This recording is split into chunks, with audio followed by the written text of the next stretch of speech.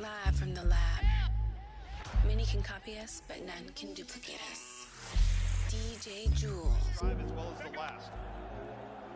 3rd and 4. Smith upended Mike Hampton. Hey now.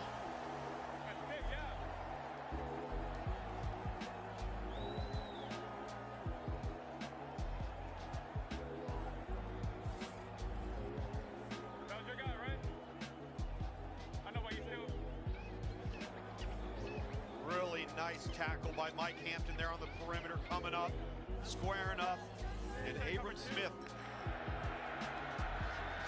4 on the ground. Smith, a huge hole on the left side, showing the burners. Abram Smith, no one's gonna get him. Touchdown, DC Defenders. A 62-yard touchdown run to the house. Abram Smith, show him what you got. 2 on 3, they go for 2 from the 5 to Amu, and it is complete. 2-point conversion Recording is good. in Let's take progress. another look at that touchdown. The longest touchdown run in the XFL so far this season. Abram Smith sneaks between 63, Lamb Ryan in the center, right there, and it was such a tight little crease, and once he got out of it and planted his foot in the ground to bounce it to the perimeter, the rest was just about foot speed. What an answer for DC. More room to work with, back up 5 yards.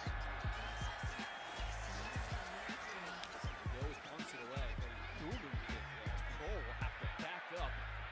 And it checks up. Oh, what a punt. A 5-second hang time that checks up at the 5. Daniel Whelan, yeah. You're allowed to get pumped up after that. But we do have a running clock outside of the final 2 minutes. McCarron step up, looking for space, and he is sacked. 3rd and 9. DC rushes 4, and they still get to McCarron. Ball is out, turnover, DC's got it.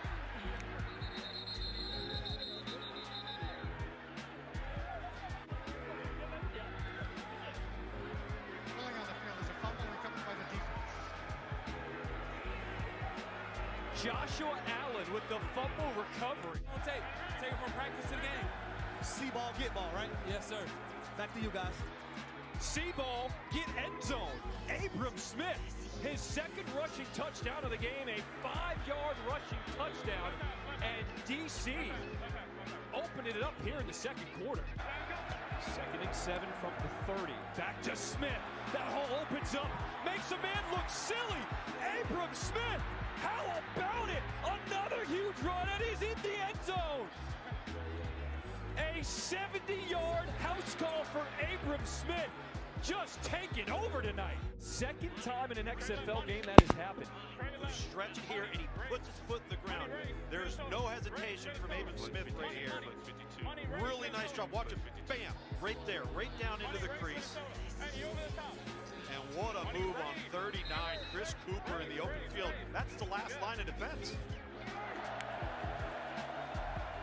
King, using his legs, makes a move, and he's in there! Touchdown, DC! It's De'Aaron King again, a 10-yard touchdown run.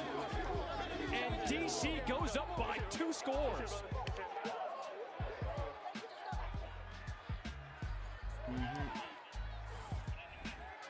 Watch the front door open to the left side here, the C gap between 63 and 78 there. And De'Aaron King just sees it. St. Louis is in zone. They drop a little too deep for me, and De'Aaron King's going to say, hey, let's take what the defense gives us. They gives us green real estate.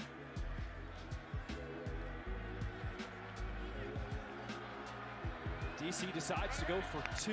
Jordan Ta'amu, who's back in at quarterback, looking right, decides to scramble back to his left. Will he get there? Yes, he will.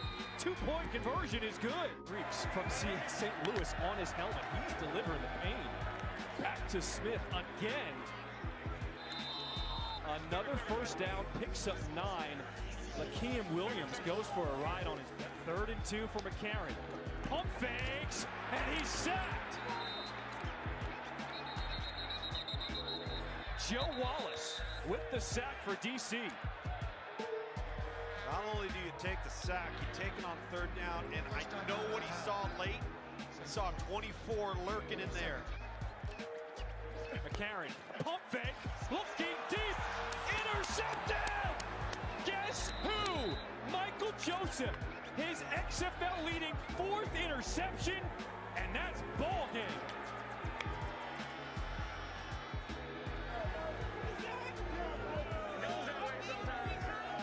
Places for the play of the game. DC stays perfect all the season. They win it 28-20 over St. Louis.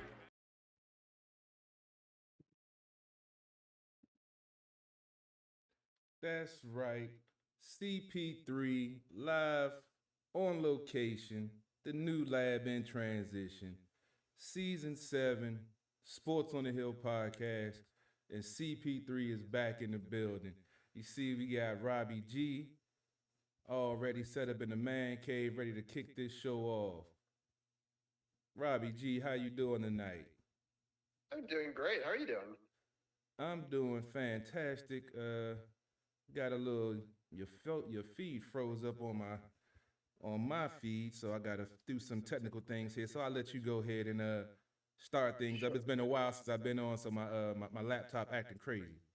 Oh yeah, no, I totally understand. We are live here on Facebook Live, also on Carol's feed as well. I'm just double checking to make sure that everything is going smoothly. We're live on Twitch as well. We're celebrating tonight 7 years, which is hard to believe, Carol, that we have been able to do this for so long. A couple of weeks ago, we were celebrating 300 episodes, and tonight this is episode 303. We've got a full show tonight. We've got a bunch of guests going to join us for our hockey segment in just a second. Carol, am I coming through? Can you hear me okay on your end? Yeah, I'm hearing you good, but your feed is freezing up. I'm not sure if that's me or you, but give me a second, because haven't been on the show in a while. Yeah, you seem to be coming through on my end okay, which is, at least that part is good. But I obviously want to come through on yours as well. Should I bring in, I want to thank Champ for joining us live on the Twitch channel. He's celebrating 15 months with us as a Twitch subscriber. So I really appreciate that, Champ, as always. And Champ will be on a little bit later with us. Tina French just also joined, and they're celebrating 7 months with us. So I really appreciate both of those subscriptions and being a part of this team and this adventure over the last couple of days or a couple of months rather. And appreciate you both so much. And we'll have a lot of awesome guests coming on. Carol, I'm just wondering, would it be easier? Do you want to pop off the Zoom and pop back on to see if that fixes the video glitch on your end? No, it's good now. It's good. I had to It's adjust good. some. Yeah, I did some changes, and I didn't reboot, so I had to redo some things. But look like we're good to go now. Sounds good. Well, I'm going to introduce our special guests, and then I'm going to have Gil talk a little bit about their show that they did over the weekend, which I thought was phenomenal. And then we will also bring in our special guest for this episode as well after that. But first, we'll bring in Gil. How are you doing tonight, Gil? Pretty good, Robbie. Happy 7th anniversary. Thank you. What's going on, Gil? Hey, CP3. Yes, I understand traditional anniversary gift is something copper and wool. So maybe one of the old Caps jerseys that had the copper coloring in it. I don't know. There you Maybe go. get one of those, maybe. Hey, I need to get I'll my take it. Tom Wilson jersey out. It's got a bit of the copper color and the new retro reverse. I'm still they, mad you got your Wilson jersey before I did, Robbie. I know. I'm I'm still sorry. mad about that. I know. I wanted you to get one first. I know, man. Waited, I've I been waited trying. a couple of years. I know, So man. I know. So I can't be that mad. I can't. And it was the retro, so I understand. Yeah, I had to grab it when I saw it at Cap Yeah. 1. You never know when those are going to just disappear. And, Exactly. So I'm not mad at you, but I'm still mad at you. Right, I understand. So Gil had this really wonderful guest on this weekend, or in this previous podcast. And I wanted him just to quickly, for 2 seconds, let people know about that, because I think it was one of the best shows that they've ever done. Anna's still feeling a little under the weather. That's why she's not joining us tonight, although she was able to be a part of that show. So I'm happy that she was able to do that with you. But Gil, for those people who don't know who Sammy is, will you just let people know who she is and what you guys were able to talk about briefly? I'm going to grab some water. I'm also going to share the podcast to a couple of Caps groups while you do the intro, and then we'll bring in our next special guest right after that. Yeah, thanks, Robbie. So we do this. We do the annual Women's History Month every March, and to honor women who contribute to sports and mainly hockey. So this past week we had on Sammy Silber, who covers the Capitals through the Washington Hockey Now website, and we post her articles a lot. And right now the Post doesn't have a regular beat writer, so she's probably it. If you want the everyday beat coverage as of right now, other than her and Tarek El-Bashir, of course, at The Athletic. Right now, I think those are really, right now, those are your only two everyday writers following the Caps. So it was an honor and a pleasure to have her on. As we tried to do, Anna and I, we had a great conversation with her. I had a ton of questions for her because I've been following her for a while, but it was really fun and nice talking to her. She's really down to earth, as you'll hear.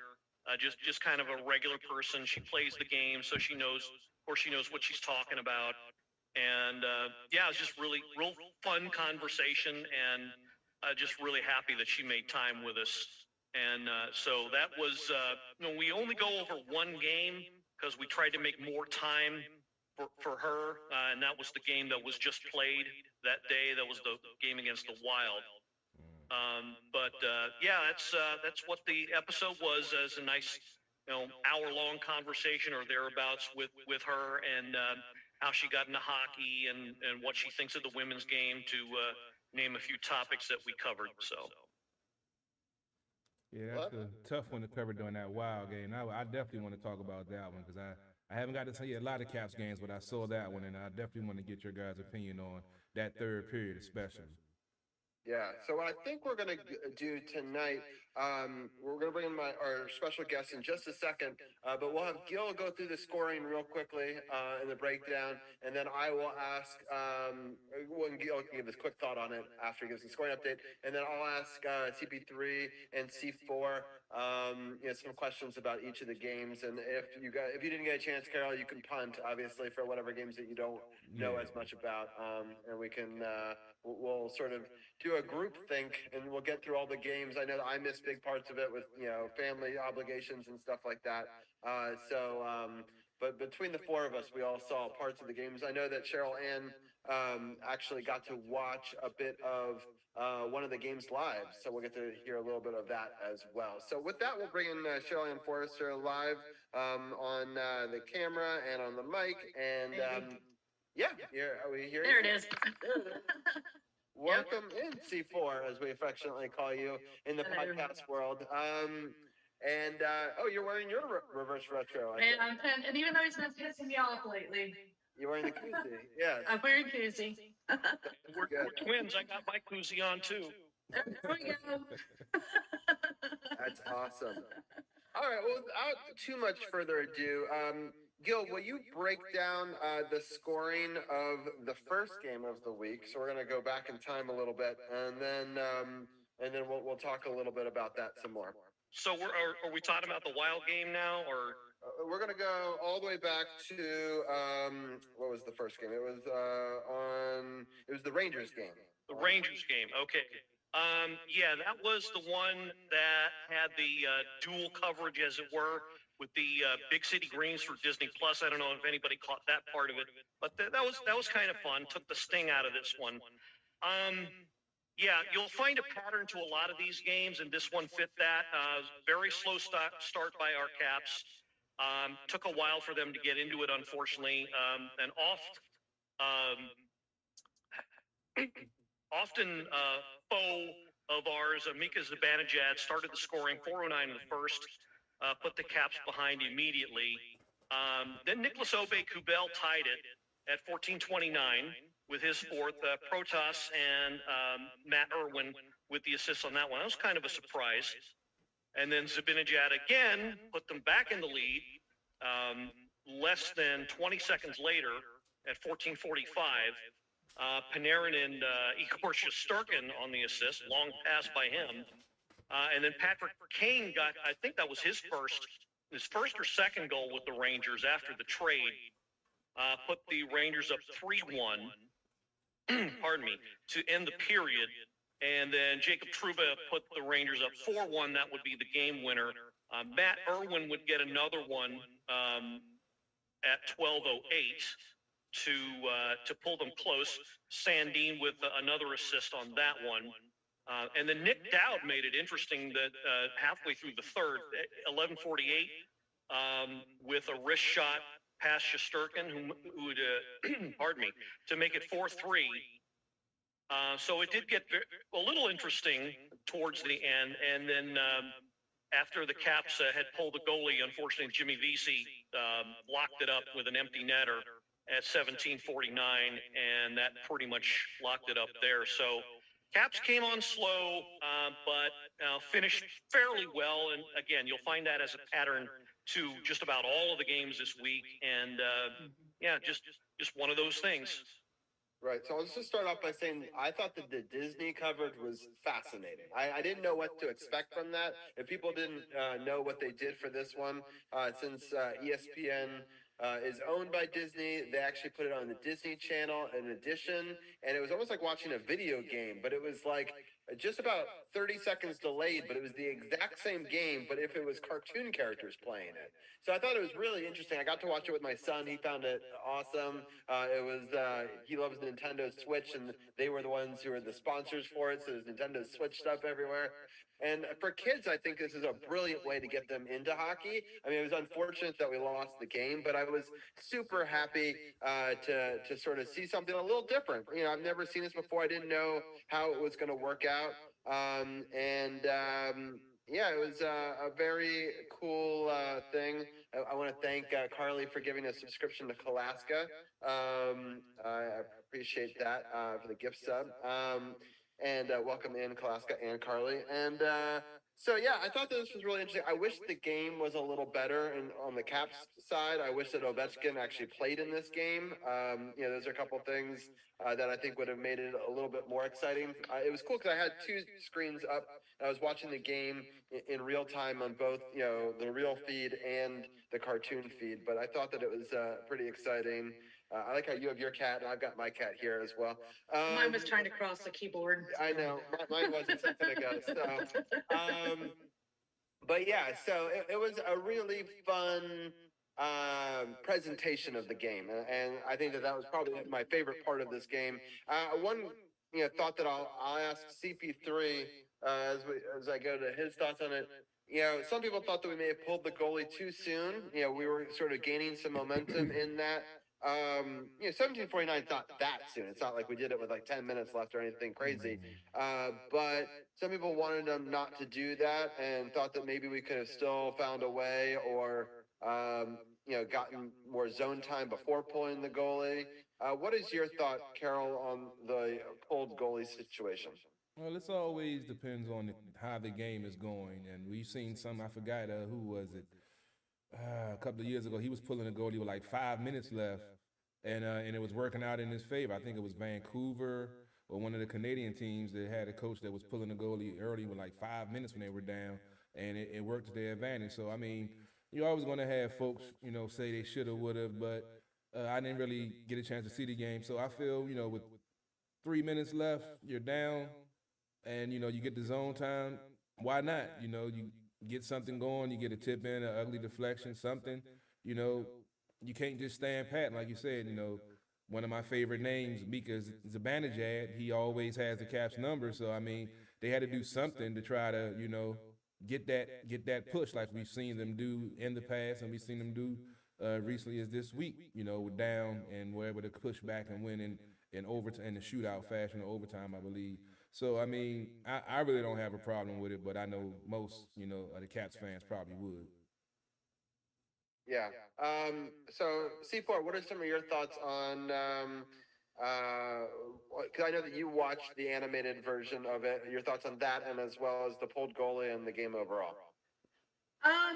Yeah, the animation was kind of fun to watch. I didn't actually watch all of it. I watched like the first period, but it was kind of fun to watch. I'm gonna actually sit and watch the whole thing at some point. A little disappointed with the slow start, but again, it's been the pattern the last few games. As far as pulling the goalie when we did, I mean, we were only down by 1. So I'm kind of of 2 minds. I agree with CP3 that, you know, if you're in the zone, if you know you're going to be in the zone and you've got the good solid zone time and you're staying in the zone, why not? But on the other hand, you know, I guess it just depends on how the game flow is going at any given time when you pull them. Makes me nervous when they pull them that early, but I understand why they do. So, you know, so I'm kind of 2 minds of it. You know, if you know you're going to be able to control the offensive zone and stay in the offensive zone, why not? You know, you're only down 1, maybe you can get 2. So, but the game overall, I mean, in the end, you know, again, it was another one of those too little too late. They made it interesting. It was still fun to watch. I don't think they ever gave up on anything. So, yeah, that's pretty much it. But like I said, I'm looking forward to watching the rest of that animated game. It was fun to watch. Yeah, I really enjoyed that. I think it's important to have different things in hockey to try to appeal to different markets, especially, you know, hockey isn't as popular as some of the other sports, you know, in this country. But I think, you know, everyone on this call agrees that we all think that it's one of the best sports, you know, so we just kind of got to get it in front of more people in some ways. And so whatever does that, especially for the youth, you know, to try to get them into it. Because I think all of us kind of got into it when we were younger, and I think that helped in wanting to do it. Carol, any final thoughts on this game before we get into the Buffalo game? Just that I agree with you. If Ovi was there, I think it would definitely been a different game, different outcome, because they know once Ovi isn't there, their whole defensive mindset changes, and if the players aren't able to step up and, you know, make those plays, then it's going to be a long night. Yeah, we were missing him on the power play, I think, on that night game. Especially on the power play, because they take away all time and space when he's not there. When he's there, they're always more cautious because they know if he gets open, it's 9 out of 10 going in the back of the net. So with him not there, they take away time and space, and they're a lot more aggressive on the penalty kill, and that stifles the penalty kill. So especially with John Carlson still not there, a lot of fans don't like him and yada, yada, yada, but he's also a key piece of that power play that they've been missing that a lot of folks aren't talking about. Is a reason why they're having some of the, you know, scoring, you know, issues and defensive issues, even though folks say he's a liability defensively. He's still solid in my book. He has never been a liability in my book. And, you know, we're seeing what happens when he's not out there, honestly. Right. He does push the momentum. While we're talking about John Carlson, I think this is a good segue. I'm going to take a break before the game for just a second, because there is talk that he's going to come back this week. And I shared earlier this week with both Gil and Carol about what he had suffered, because they actually never announced it, as they often don't do with hockey injuries. But it did come out this week. Tariq El-Bashar did talk about he suffered a fractured skull and a severed temporal artery. I mean, this is a really... And lived to tell the tale. Right. And wants to continue to play hockey. You know, like, it's just like, it's really incredible. I mean, this happens in almost any other sport that person's retired. I don't even care if it's football, whatever. It's just... It's really impressive, because at the time we thought it maybe like chipped his ear. There was all these prevailing thoughts, but none of them that I ever read were this serious. Although we knew that because, you know, it was months and months and months, it had to be more than just part of an ear flying off, you know, that it had to be something, you know, more serious. But there's talk that he's going to return this week. I know that we're pretty close still in the standings. There's a chance that we make the final playoff spot, but there's also a question of, is there really a reason to bring him back this season or do you just rest him for the rest of it and you kind of, do a mulligan and you bring him back? But so I'll ask each person, in this group what their thoughts are on it. I'll start with you, Gil. Do you think it's worth bringing him back for the last couple of games of the season, or do you think that it's better to rest him? Well, this was actually a brief discussion on the episode, but yeah, I'll go ahead and say what I said then. I'm of two minds. I don't know if it's worth the risk, but at the same time, even with the playoff chase in front of them or increasingly being out of reach, you still kind of want to see him out there just to make sure that he's still got it. Let him get some games in. Maybe let him wait a few more games just to make sure he's all right. Maybe when the games get a little more meaningless and, there's not as much risk and the intensity goes down a little bit, let him get a few games in. But I don't know. An injury like that, you kind of don't want to see him take an unnecessary risk, and because he's a defenseman, and one of your jobs as a defenseman is to block shots. And if a shot goes the wrong way, he could face the very same injury again. Nobody wants to see that. Yeah, I think I'm of that mindset too. But Carol, what are some of your thoughts? I kind of disagree because no matter if they clear him to be healthy, he's recovered, and they said he's good to go. The longer he stays off the ice, the more it's going to get in his head. So then you're going to have a whole off season with him doubting himself and thinking about it instead of at least getting a chance to get out there and get hit. Just like, when players in the NFL say, with their ACL, Chase Young is a prime example. He rehabbed for, did everything right, but he wasn't sure of himself until he got out there on the field that he was able to do it. So it's a mental thing along with the physical thing. And he's done this his whole life. He knows the risk. If he's willing to go back out there, if they said he's cleared, I say let him go out there and play, because if you have a whole off season to think about that, and that's the last thing that happened during that season that you remember getting hit in the head with a puck, those things are going to mess with you, in your head during the off season, and that's going to create more doubt in his mind, and I feel make it harder for him to come back when the season starts next year. So I say at least get some games under his belt, even if it's meaningless or if it means something. And if they do make the playoffs and he's healthy and, goes out there with no problems, it's a plus for the team.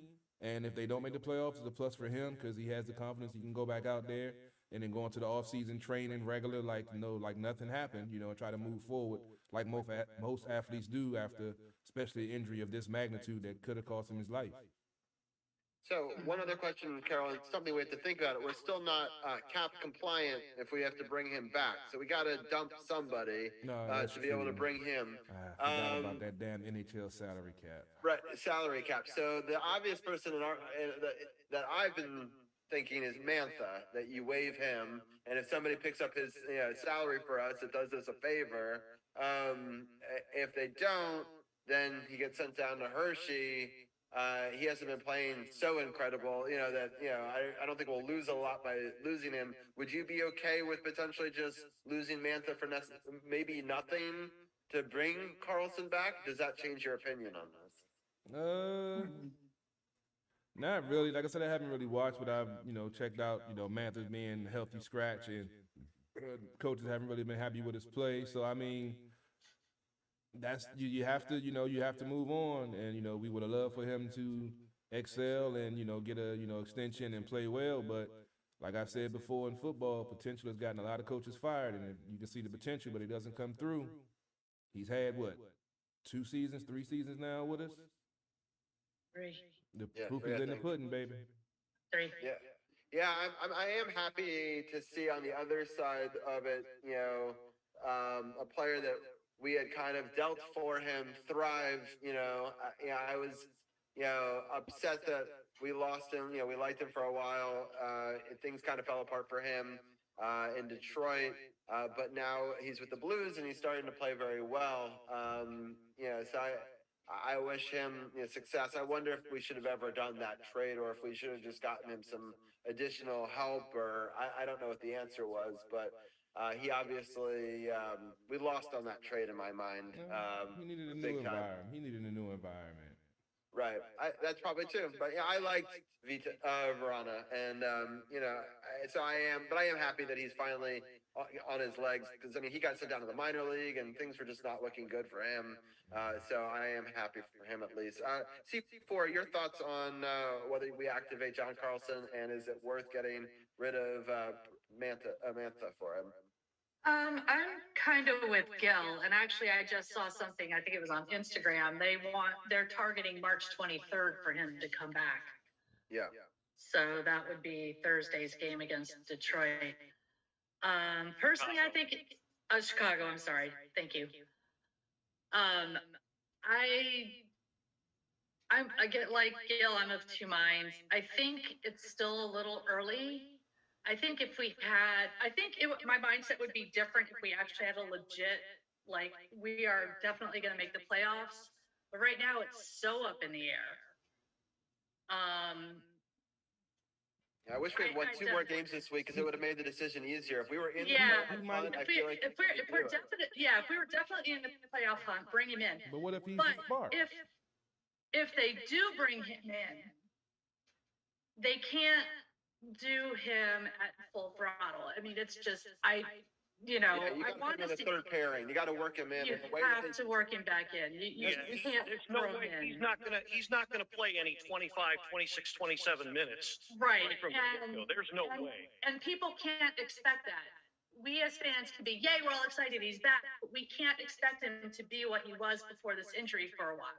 He's still got to rebuild. He's still rebuilding. He's still rehabbing. Skull fractures, I mean, you tear an artery, you're lucky you're alive when if you get to the hospital, right? Especially temporal, femoral, any of the major arteries. So, I mean, that's what makes me nervous. Like Gil said, he gets hit the wrong way, whatever, it busts open again. He may not survive it. He may not get lucky a second time. I was there that night he got hit, and I tell you, I'm not lying when I said it took almost 15 minutes for them to get all the blood off the ice. Because they not only where he fell, but the whole trail back to the bench. So, if they I want to see him back. Again, it would be a lot easier if we were definitely in the playoff hunt. I do think he should come in and play a few games, but not the 20, 25 minutes he's been getting. Give him 10, 15 minutes maybe, and let him work his way back up. Right, because what a lot of people don't realize is it's not necessarily where the injury is, it's that he's out of shape now because he's not played for 3 months, and that's the other issue. That's the fitness level. Yes, you can practice, but there's nothing like in-game situations. Exactly. All right, I think we've talked about this enough. Carol, any final thoughts on it before we go back to the game stuff? I was just saying, if the doctors have cleared him, that means he should be 100% ready to take a hit and, not have any other effects. So that's the thing, like I say, with their confidence, if he doesn't get back out there, and those type of thoughts are going to creep in his mind, and that's going to make him have doubt. And that's when you do get hurt, when you hesitate or have doubt when you're on the ice, on the court, or on the field. So I think it's more of a mental thing. And what if, he goes on the bottom defensive pairing, but it gives the team a spark seeing him come back, and then they get a push to go to the playoffs. I mean, I know that's fairy tale and optimistic like I like to be, but hey, we've seen it happen before in hockey. Sure. Yeah. Stranger things. Yeah. All right. I'm going to run to the restroom real quick, but while I do that, Gil, can you break down the next game, and then you guys can chat about it for a second, and then I'll be right back? Sure. So the very next game was the very next day, night rather, against Buffalo Sabres back at home. And this one had a happy ending, though, again, it didn't start off very well. Another slow start. Fell behind 8:50, 9-10 minutes in the first period. They're already behind 2-0. And then Oshie got them back at 10:03 on the power play, 2-1. But by the end of the third, they were down 3-1, no scoring in the second period. And then the Caps really woke up in the third and started with Kuznetsov, 92 seconds in, appropriately enough, scoring 92 seconds in, his 12th of the year. Alexeyev and Oshie on the assists on that one. Oshie had a great game this one. Buffalo jumped ahead again 4-2 a few minutes later, and then Ovechkin got a goal 10 minutes, 30 seconds in, make it 4-3. Caps got a late power play, and Tom Wilson got his 8th, assisted by Backstrom, to knot it up with just over a minute left to play. They went to overtime, no goals. If I'm thinking right, this was I'm thinking of something else, where they had a late power play in the overtime, but I don't think they did. No. So it goes to the dreaded shootout, and Kuznetsov does his 40 deke move and scores.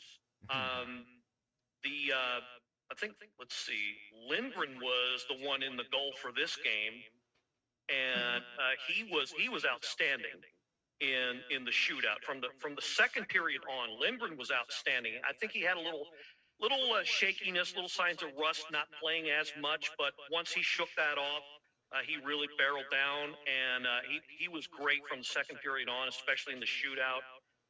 TJ Oshie put them ahead, and then Lindgren stopped Tage Thompson for the final shot to seal the deal. Caps get the 2 points, much needed 2 points, although they probably would have rather have won the 2 points outright as opposed to going into overtime in the shootout. But, hey, at this point, in this time of the race, 2 points is 2 points. It was a great game for them from about halfway on. Can't really put your finger on why they're starting so slow, but their compete level has been great ever since 10 games ago, I think. And they came back, they fought hard, and Lindgren saved them, I think, the second half of the game, but the offense came awake, thank goodness. And Buffalo's defense has been kind of leaky all year. That kind of helped. So, the Caps really showed some fight in this game, and it was great to see. It was a fun game to watch, as they all have been. But I really love the compete level in this one, and giving everybody hope. If the Caps can play like this, their final 10 or 11 games, it's looking bad right now, but I definitely think they got a shot if they can keep up this kind of effort. You never know. If they win out, they've still got a good shot. They're not eliminated yet. Yeah, they're still in it. Yeah. This Buffalo game, I saw the slow start, the back-to-backs. They've been killing me with these back-to-backs. I think last week they had back-to-backs that wasn't even 24 hours apart, and then they had another difficult back-to-back. And Buffalo, they're on the rise. Young talent, all the draft picks that they've got is finally starting to come together. So they jumped on them early. We have an older team, but we saw the second period, pretty much stalemate. And, they're an older team, so it takes them a little while to get going with these young guys ripping and running up and down the ice. And, it was good to see them come back. And Kuzi with his shootout style, I love it. That me and Robbie had this conversation last year with Oshie and Kuzi, with those two being so proficient at the shootout, that, the way they set it up, they can basically just like in this game, 2-0, boom, it was over. But how do y'all feel about his, as Gil said, his 40 deep shootout goal? I love it because it's beautiful to watch because the goalie's sitting there like, what the hell is he going to do? And then he just shoots it out of nowhere, and it's been working, and it's been beautiful to see. So what do y'all think about the super slow-mo Kuzi shootout style? I absolutely love it. The first time I saw it was, they were playing Buffalo last year. I was on my way back from Miami. I think it was the end of March last year. And that was the first time I saw it. And we're sitting in this bar in the Atlanta airport, and boom. And it was me and two of my friends. And we just jumped up and started screaming and hollering. And people were looking at us like we were absolutely out of our minds. But I absolutely love it. When he just gets in that zone like that and just kind of does his thing and doesn't think about it and just plays hockey, he's brilliant. And that's like across the board. But I absolutely love that. What about you, Gil? I don't like the shootout in general, but this is one of the things that makes it fun to watch. You know, and he's only failed ever since he started doing this move. He's only failed once. So, but yeah, it makes it fun to watch. I think it's great. People complain about it, but there's nothing against the rules. There's only one rule. You move the puck forward, you're good. He's moving the puck forward. Ain't nothing illegal about what he's doing. And if they can't figure it out, yeah. How you gonna be mad at that? That's great. That's skill. I mean, yeah. How you gonna be mad at that? I don't think you just do that. Yeah. Well, I mean, Unfortunately, he doesn't have the time or space. well, I mean, with Kuzi, like me and Robbie spoke about last year with him, you know, and some of his difficulties off the ice. You know, he had to gain that confidence back because, you know, when you're doing, you know, I'm not gonna get into it. You're doing those things off the ice, you know, and then you're changing the your online lifestyle. shenanigans. Yeah, they get in your head. Yeah, so he has to learn how to play without that vice anymore, and that, you know, that's a big transition for a player when he's been, you know, codependent on something in his lifestyle. So I think now we're starting to see him gain his confidence and get back to where he was, you know, while he was, you know, So it takes time. Luckily, he was able to recover and, you know, get back to the style and play that we're used to seeing. So I love seeing it. You know, I wish he reminds me a little bit of Alexander Simmons. Had all the potential. Yes. He could have, you know, taken that next step, but it was something always holding him back. Maybe it was the same thing. I don't know. But, you know, I saw the same thing in him. But Kuzi, he's been able to, you know, bounce back from that and get back to the superstar that we know he can be without that. Right. Exactly. I was so happy that I decided to turn this game on. So I was, you know, putting the kids to bed. I was debating going back and forth. I was obviously monitoring the score. And that's kind of how you have to be when you're a parent of 2 under 5. Like, you're lucky to get the third period. And, you know, I wasn't all that excited to, you know, jump into a game where we're losing pretty badly, but I got the scoring update. And I was like, man, we're within a goal. There's just under 10 minutes left. You know, we can really do this. Let me turn it on. Let's root them on. And I didn't even turn on any of the TVs. I just watched it on my phone. And sure enough, we get that goal. We tie the game up. And I was so happy they swapped who went first in this scenario. Because I feel like they always start with TJ Oshie, right? And then they put Kuzi in. And they decided, you know, they've both been missing, you know, they both had missed their previous shootout attempts on the last one. So why not just flip them? Just change something small, same 2 guys, but let's, you know, see what happens. And it worked, you know. So, you know, credit to the coaches for making that small adjustment. And we talked about that last year. Remember, we talked about that last year, Robbie. We had a good little debate about that, about switching it up when, you know, because we know Oshie is very proficient. And then, but if you have Kuzi in front of him and he scores, and then the other team doesn't, then the pressure automatically goes to the other team when you know you got Oshie coming up number 2. And like I said, and this Buffalo game is a prime example. Like you said, it shut them down in 2-0, game over. So yeah, it's funny how we talked about it last year. The coach might have been listening, Robbie. Who knows? Who knows? Right. So that's funny. And Lindgren stopped 2 of their top shootout guys easily. So. Yeah, that debate is so tough. You know, which goalie should they go for, and so like that. There's, you know, people. I do want them to give Chucky more chances down the stretch. I think that maybe maybe it was part of the scheduling and it just wasn't able to get him in because Darcy's still your number 1. You want to give him number 1 reps.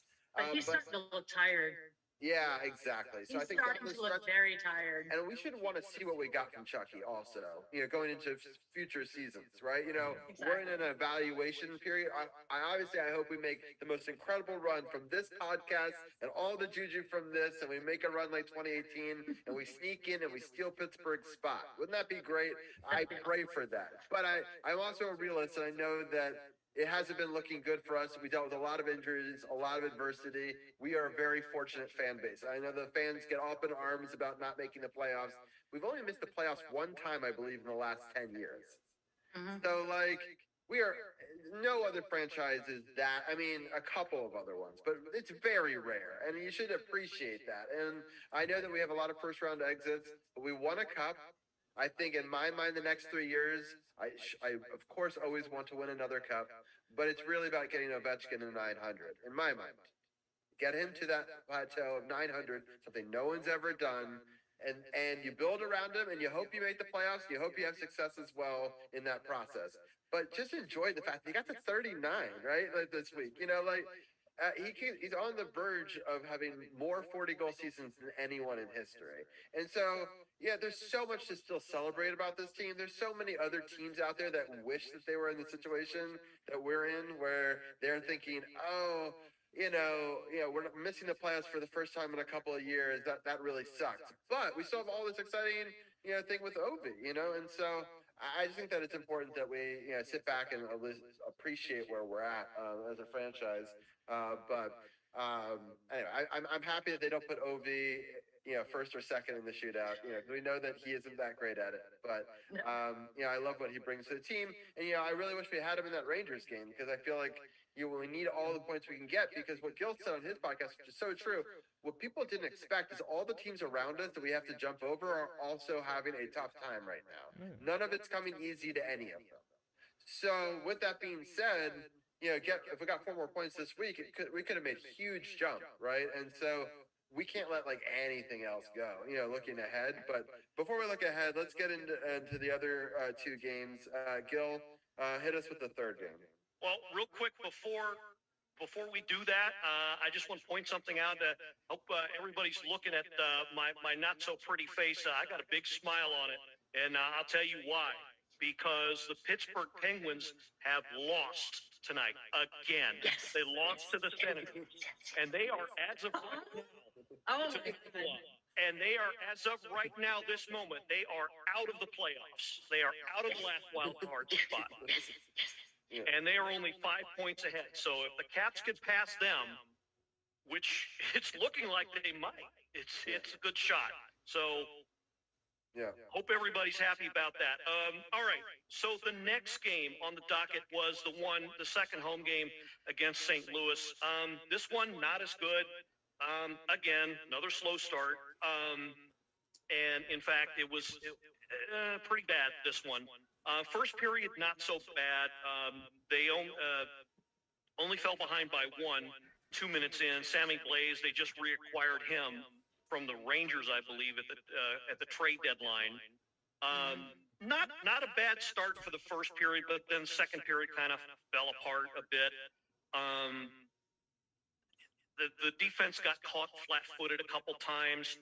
Jordan Kyrou gets his 31st, puts them up 2-0. Kasperi Kapanen, who I'm very surprised the Penguins let go, gets his 10th to make it 3-0 St. Louis.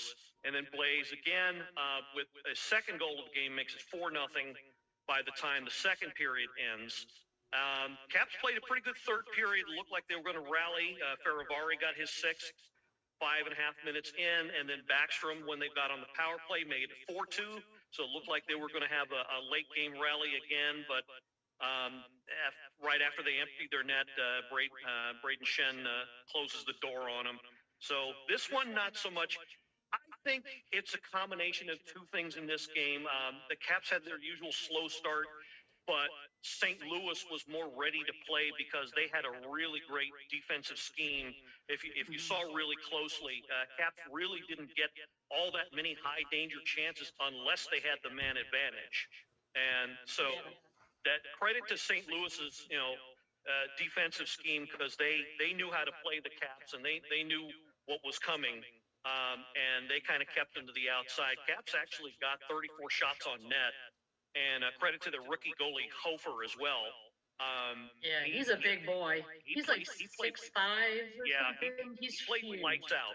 Caps didn't get too many high danger chances, but what few chances they did get, he shut the door, and he looked pretty good in that game. So, give St. Louis credit. They played a great game. I won't put it all on the Caps, even though it was another bad start technically.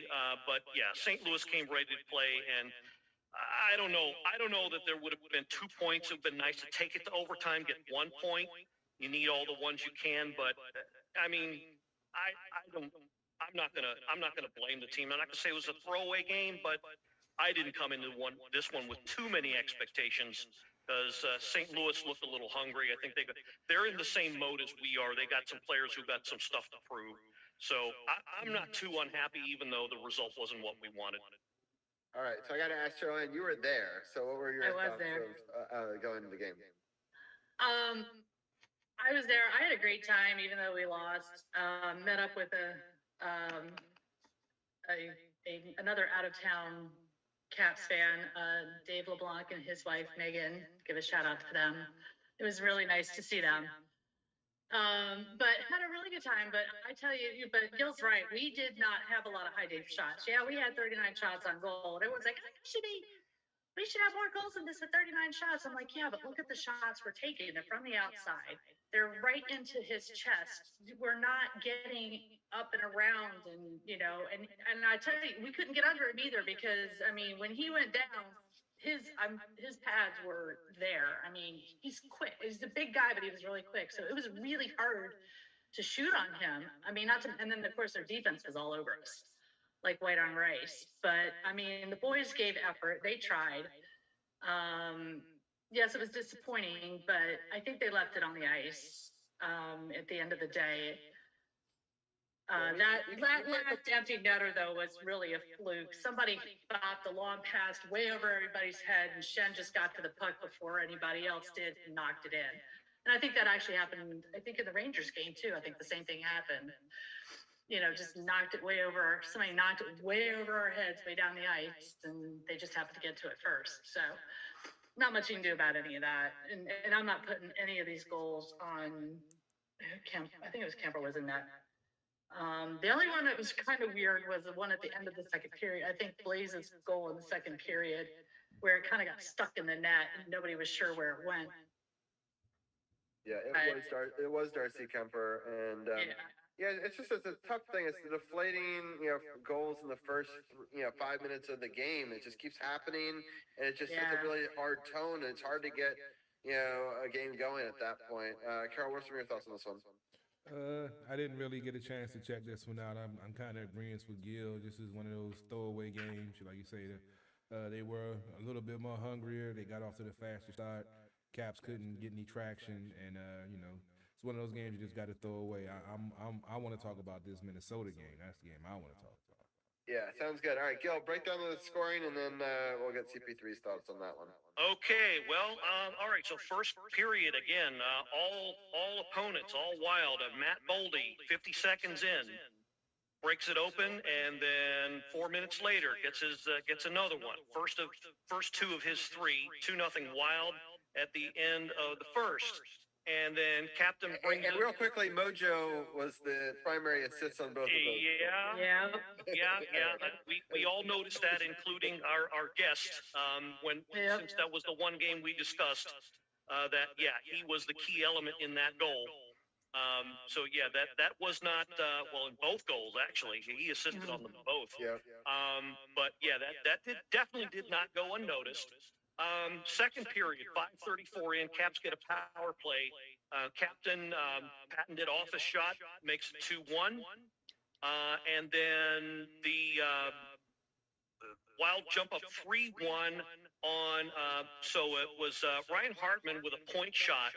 And Ryan Reeves at literally the very last millisecond, gets the blade of his stick on it and deflects it past Lindgren for the 3-1 lead. So we go on to the third, and Brandon DeHaan is the one who gave the Wild the game winner. I'm just going to talk about the scoring, but something happened here in between that goal and the rest of the game that I think we're all probably going to discuss. But after this certain thing happened, Caps got a little fired up, I think, and it showed. Ovechkin again on the power play, 12:33.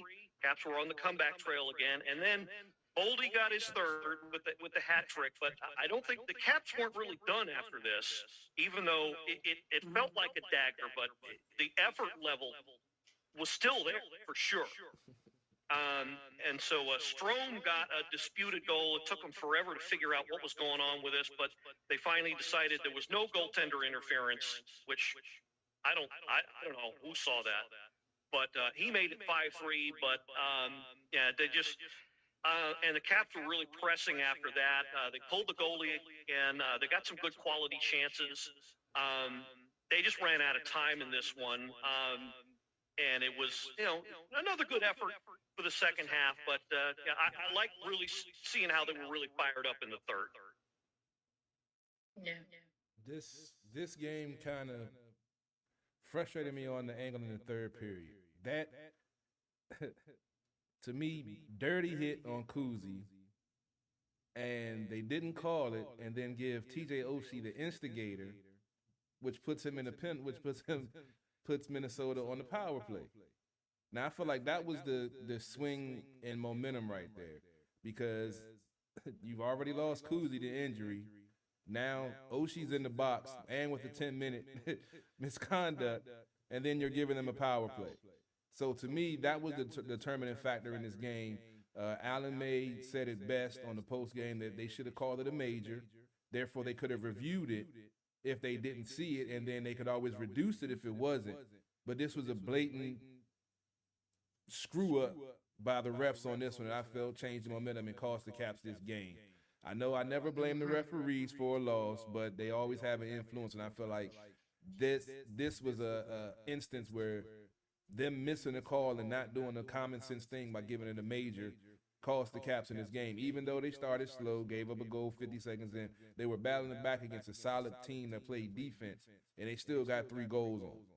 So I feel like that is what fueled this loss, and hopefully it will fuel them as long as Kuzi's okay and is back in the lineup, and will give them something to, like I say, push for, to give them something to, give them that extra push that they need. Like you say, with Pittsburgh losing and looking at their schedule, the games they play of the upcoming teams for the remaining of the schedule, it's possible they can, get hot against some of these teams that they've had, good records against and make the playoffs. But this could be, something that could, fuel them to finally get together and start playing 60 minutes of hockey instead of 45 and 50 minutes. Mm-hmm. What do you think? Agreed. Yeah, it's really disappointing. Just because this game has such potential. But I'll be totally honest. I had a really awesome day out with my kid instead of watching this game. I had an opportunity to watch this game, and they had a Lego event, and I was like, you know what? I'll spend the day with him. And as much as I love hockey, I figured I'd watch it on a replay if it was a good enough game. And I'm disappointed because I was like, I did score check, obviously, but I was like, these are the games you got to find a way. Yeah, this one in the Rangers game, we get the 4 points in these games. Again, I hate to harp on it, especially with Pittsburgh losing tonight. We'd be right there, so. But you got to throw the X factor. Fleury was in net, and he was standing on his head in that game. Mm-hmm. So he's always an X factor. I have to give Ovechkin a lot of credit, though. So, some stats that I wanted to throw out there. Ovechkin really owns this arena. So only 12 players in history have ever recorded a point in the first 12 games in an arena, or in a road arena, mind you, right? So with that, being said, he's been able to get so many goals in there, and so many against Fleury. In fact, he's played more games against Fleury than any other goalie in his career, and he's also scored more against him than anybody else. So, these are just the things that, even in a loss, I do want to remind Caps fans of, because they are pretty historic numbers, crazy numbers, and we're just kind of amazed at what he's able to do. And so I just wanted to put that out there. But it's 15 goals and 10. No, wait. No, it's more than that, right? I guess it was 16 goals and 10 assists and 26 points, I think is what it is. The tweet that I saw was actually after the first goal, because technically he had the record at that point, but then he tacked one on just, why not? So I'm so proud of him and his compete level, and I just love that the Caps don't give up in a game. They continue to fight through, but I am disappointed, obviously, in the game. Sharon, your quick thoughts on this one, and then I do want to look at the schedule ahead. Okay. Again, disappointing first period, second period, and then, Ryan Reeves annoys me anyway, and so we won't go there. But yeah, that hit on Kuzi I think that started to light a fire under them. I think, unfortunately, again, a little too little, a little too late. They just ran out of time. But if they can, and it frustrates me that they get this momentum going in the third period, and they're going and going and going, and then they can't carry it over to the next game and just bring it into the first period of the next game, and that's just been very frustrating for me. And I don't know if it's because they put all this effort and they lose, and they're kind of like, oh, okay, here we go again, or you know what I'm saying? So, but I mean, all in all, I'm not disappointed with their effort. I'm disappointed we're always trying to come from behind, which is a hard thing to do, but I think I just wish the effort was there in the first period that we've seen. Right, if they can keep that momentum going in the third and bring it into the first of the next game and keep it going, then we'll be in a lot better shape. But, you know, again, I'm not giving up on this team. You know, they are, you know, whether they make the playoffs or not, I am not giving up on these guys. That's why I like this hockey group here. You know, the four of us plus Anna, that we're going to watch them all the way to the end. You know, me not watching them, you know, on Sunday had nothing to do with the Capitals or my fandom or my love of them. But, like, yeah, and we will all be there to root them on until the end. And that's the important thing about being a fan, is through thick and thin. It frustrates me that the people I was with at St. Louis, two of them left. Well, they didn't leave. They went down to the sports bar before the third period and didn't come back to watch the third period. And then they're saying, well, we may not go. We have tickets already for April 2nd. Well, we may not go to that game. We may just sell our tickets. I'm like, are you kidding me? Kill wants to go. Yeah, I might, if they don't, I'll hit you up. Yeah, thanks. So I do want to point out, Gil pointed out the good news of tonight. Florida did win, and that's why the Pittsburgh's out of a spot. So I do want to point out that now with that, the Islanders have 80 and Florida has 81. Is that correct? Gil, I believe that is correct. Florida now holds the final wild card. Well, the placings you have correct. I think I don't know if what I'm looking at has taken into account tonight's results, but I see 80 points for the Islanders and 79 for the Panthers. Right. Right, but I don't think that they've accounted for tonight's game. I don't think they have either, but the placings are correct. The Islanders hold the first wild card. Panthers now hold the second. Pittsburgh's 1 point behind. Caps are tied with Ottawa, 5 points behind Pittsburgh.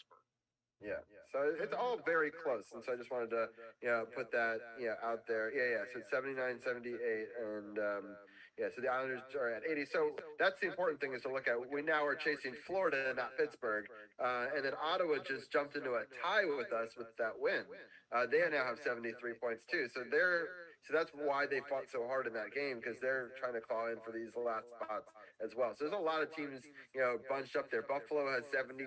So, I mean, there's, it's going to be a really exciting last couple weeks, which is all that you can really hope for as a hockey fan. So with that, let's talk about the upcoming schedule for the Capitals. It's a busy one this upcoming week. We've got a Columbus game at 7 on Tuesday, March 21st, and on Thursday, March 23rd, there's another 7 o'clock game against Chicago. Those are both home games, and then on Saturday we go to the dreaded Pittsburgh, and it's an 8 o'clock start on the Saturday game. I will already be in California, so it'll be a 5 o'clock start for me.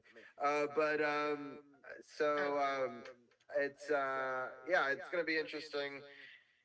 For sure. I'm going to let each one of you guys pick one of those three games to talk about, just for sake of timing, and that way we can switch over to XFL talk. So we got Columbus, we got Chicago, we got Pittsburgh.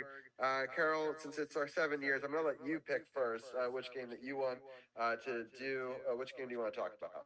I guess I'll take the Penguins game. Got to.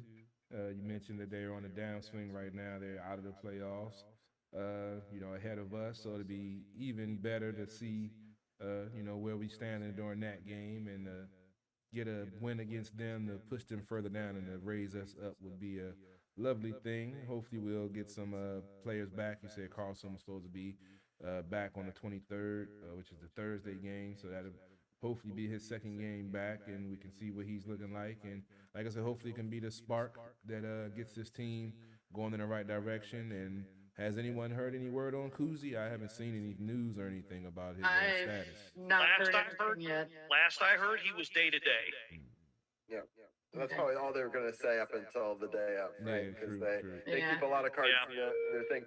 So Wednesday at Colorado is where the Pittsburgh plays next. They've lost 4 games in a row. And then after that, they play on Thursday at Dallas.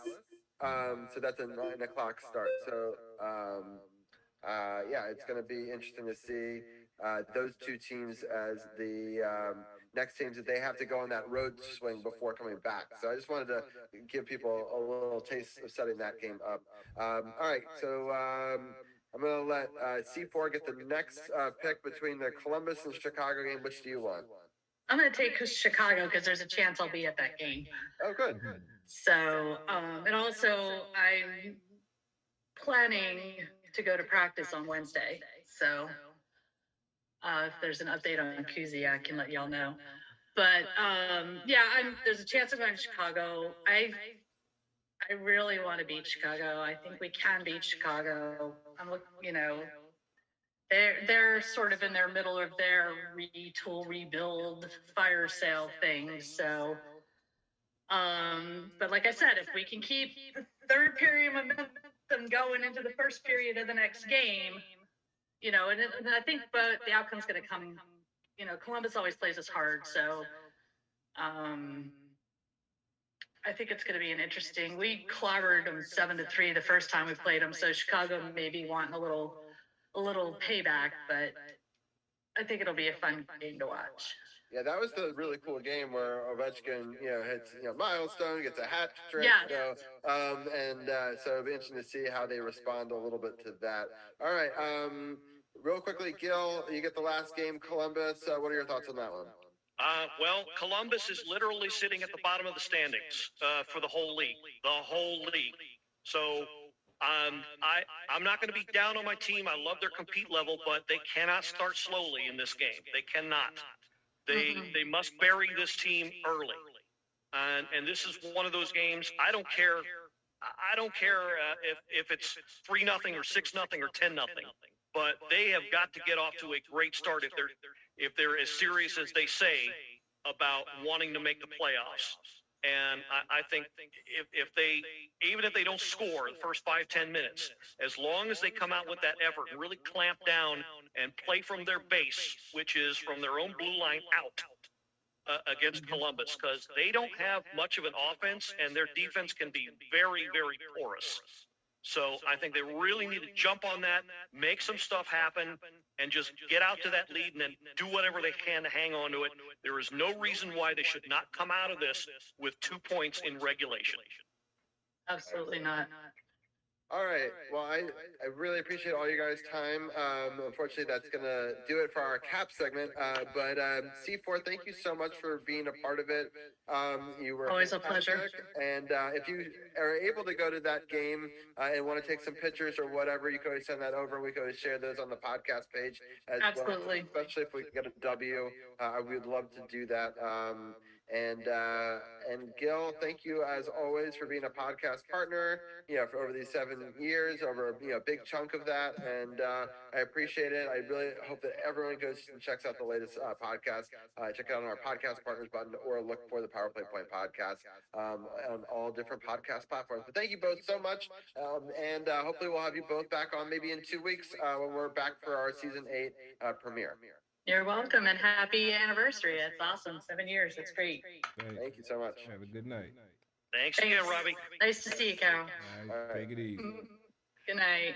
All right, and with that, I'm going to switch up a couple of my graphics here, and we're going to switch over into our DC Defenders talk, and we're going to bring in our special guest, Dugenais, and we're also going to bring in DC's People's Champ as well. Well, welcome, Dugenais. How are you doing tonight? I'm doing good. How about yourself?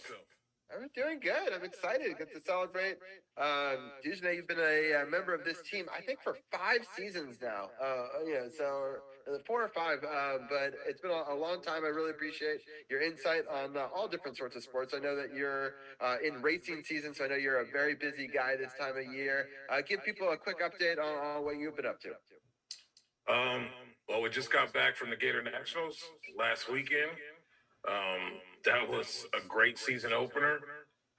We saw some, some call out races that had some side bets of $1,000 and $5,000. That was amazing. We're coming into the second race this season. We've had a lot of interviews. Was able to talk to Brian Loans, one half of the Fox broadcast before the season started. We have an interview dropping tomorrow. A guy who's going to be debuting in Phoenix. He's running 9 races this season, owns his own Top Fuel team. Buddy Hall, he will be, that interview will be dropping next or tomorrow. And we're going to be talking to Doug Foley here in a couple weeks, another Top Fuel driver. So lots of stuff going on, lots of articles being processed and put up. It's been busy. That's awesome. I'll just introduce Champ real quickly. Champ's been a part of our podcast network here for a long time, being a part of the True Radio Network. He does the No Spots podcast. And how are you doing tonight, Champ? I think Champ is double muted. I think so. There. Nope. I don't. The video is so good tonight, but now the audio. Something. We've been fighting the video. You gotta love that show. What's going on? Can you hear me now? Yeah, there we go. There you go. Okay, let's try this again. I'm doing that because tomorrow morning is the finals of the New Japan Cup in Japan. I'm excited about that and the match that's happening there. But I'm doing well. I'm excited because in week after next is WrestleMania. I'm so excited. I'm always excited for WrestleMania. That's like Christmas for wrestling fans. Is WrestleMania. I'm so excited. Yes, I am excited for you guys. I know how excited this time period is in the wrestling timeline. And I love your guys' breakdown. I lurk a lot in your channel, and I learned so much. I don't actually get a chance to watch a ton of wrestling myself, but you guys do a great job breaking it all down. So if you don't have the time to watch it, you should definitely check them out. I know that Dujanet loves doing the live shows over there as well. But let's get into the XFL talk real quickly. I know that Dujanet's time is limited, so I'm going to get Dujanet's and Carol's thoughts first, and then we're going to get Champ's thoughts as we roll into our NBA talk in our next segment as well. Dujanet, we haven't had you on in a couple of weeks.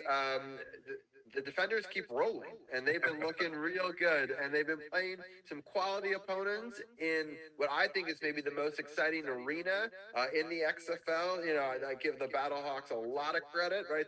Their fans are right up there with ours as being some of the best fans.